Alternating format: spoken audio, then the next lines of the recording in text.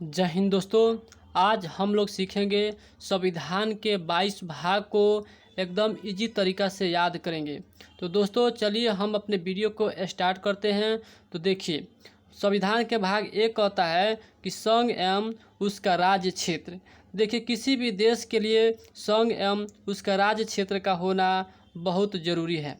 अब देखिए, भाग टू कहता है कि नागरिकता। तो जब संघ एवं उसका राज्य क्षेत्र रहेगा तो उसमें नागरिकता का होना जरूरी है। किसी भी संघ एवं उसका राज्य क्षेत्र में जब नागरिकता ही नहीं रहेगा तो संघ एवं राज्य क्षेत्र किसी काम का नहीं रहेगा। इसलिए तो भाग दो में क्या चीज़ का चर्चा है, तो नागरिकता की चर्चा है। अब देखिए भाग तीन। तो भाग तीन में दिया गया है मौलिक अधिकार। तो मौलिक अधिकार देखिए, मौलिक जब नागरिकता देश में नागरिक जब रहेगा तो उस नागरिक के लिए कुछ न कुछ मौलिक अधिकार होना चाहिए। इसलिए संविधान के भाग तीन में जो है मौलिक अधिकार याद रखेंगे। अब देखिए, संविधान के भाग चार में नीति निर्देशक तत्व है।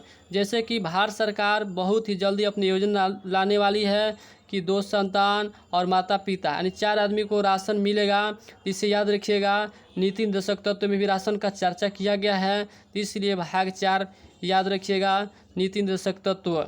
अब देखिए, संघ का मतलब होता है कि केंद्र सरकार। तो भाग 5 में क्या चीज़ का चर्चा है, तो केंद्र सरकार की चर्चा है भाग 5 में। भाग 5 में केंद्र सरकार की चर्चा है। उसके बाद देखिए, भाग 6 में जो है राज्य सरकार की चर्चा है। जब केंद्र सरकार भाग 5 में रहेगा तो उसके नीचे, उसके ऊपर जस्ट नीचे राज्य सरकार भी रहेगा।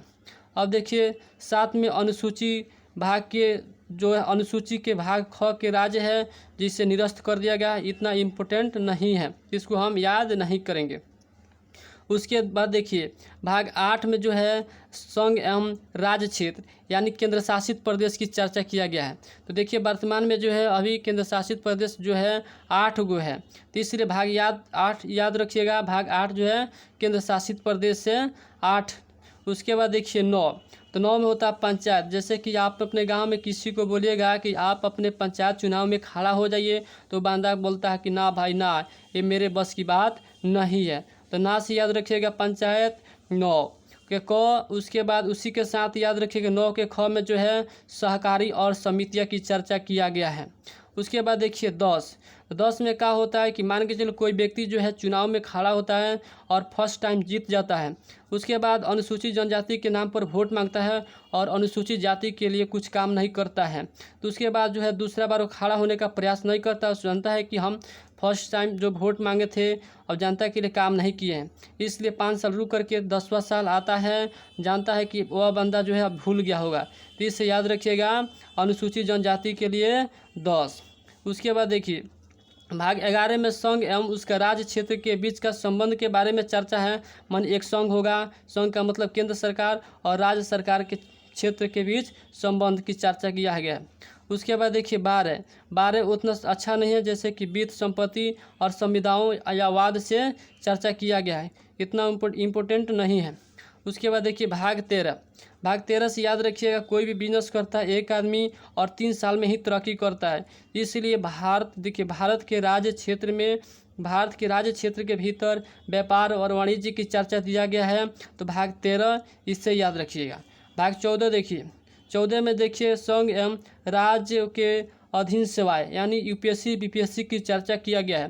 तो यूपीएससी बीपीएससी इतना टॉप है कि कोई भी एक बंदा 4 साल की इधर नहीं निकालता है। इसलिए संघ एवं राज्य क्षेत्र के अधीन सेवाएं भाग 14 में चर्चा किया गया है। आप इसे 14 याद रखिएगा। उसके बाद देखिए निर्वाचन। तो निर्वाचन जो है भाग संख्या 15 में दिया गया है। तो निर्वाचन, ये कोई भी एक आदमी एक बार निर्वाचन होता है और 5 साल के लिए रहता है। तो इसे याद रखिएगा, निर्वाचन आयोग। उसके बाद देखिए 16 में जो है कुछ वर्गों के संबंध में विशेष आरक्षण की चर्चा किया गया है। इसे याद रखिएगा। तो 16 में क्या चीज़ का चर्चा है, कुछ वर्गों के संबंध में विशेष आरक्षण की चर्चा किया गया है। अब देखिए 17 के लिए ट्रिक है। जैसे कि आप ही लोग हैं, जैसे कि कहीं जाते हैं और गलत भाषा का प्रयोग कर देते हैं, जिसके कारण आपके माता पिता के लिए ओरहन आता है। तो आपके माता पिता कहते हैं कि आप मुझे मत सताओ, यानी मुझे मत सताओ, ऐसे भाषा प्रयोग करके तो उसे याद रखिएगा भाग 17। आपात देखिए 18 में जो है आपात की चर्चा है, तो इसको कैसे याद करेंगे? तो जैसे कि मान के चलिए किसी लड़की का शादी, अभी भारत सरकार लड़की का शादी के लिए 21 वर्ष उम्र निर्धारित किया है, और कोई बंदा जो 18 साल की उम्र में लड़की का शादी करता है तो उसके पड़ोसी वाला जो है अगर किसी भी प्रकार के उसके घर पे शिकायत, जैसे थाना में शिकायत कर देता है, और बंदा कर्जा लेके बहुत सारे सामान को खरीदारी कर लिया होता है शादी के लिए, तो अपना शादी के लिए उसका क्या होता है, आपात की स्थिति आ जाता है, उसके लड़की का शादी नहीं हो पाता। तो 18 से इसे याद रखिएगा आपात। और 19 में जो है प्रकीर्णन की चर्चा है, 19 में जो है प्रकीर्णन की चर्चा है, और 20 में संविधान संशोधन की चर्चा है, 20 में जो है संविधान संशोधन की चर्चा है, 20 में संविधान संशोधन की चर्चा है। और 21 में देखिए अस्थायी संक्रमणकालीन और विशेष उपबंध की चर्चा है। जैसे कि इसको यह कैसे याद रखिएगा? तो 2021 में भी थोड़ा मोड़ा कोरोना का लहर था, तो इसे याद रखिएगा, संक्रमणकालीन और विशेष उपबंध की चर्चा है। उसके बाद देखिए 22 कैसे याद रखिएगा? समता और समानता का अधिकार, जैसे कि दो बराबर है, तो इसे याद रखिएगा, समता और समानता का अधिकार याद रखिएगा। जय हिंद दोस्तों, हम लोग आगे मिलेंगे इसी वीडियो में। इसमें हम लोग याद करेंगे कि जो है राजभाषा कहाँ से कहाँ है, संविधान का अनुच्छेद कौन भाग में कहाँ से कहाँ तक है। तब तक के लिए जय हिंद।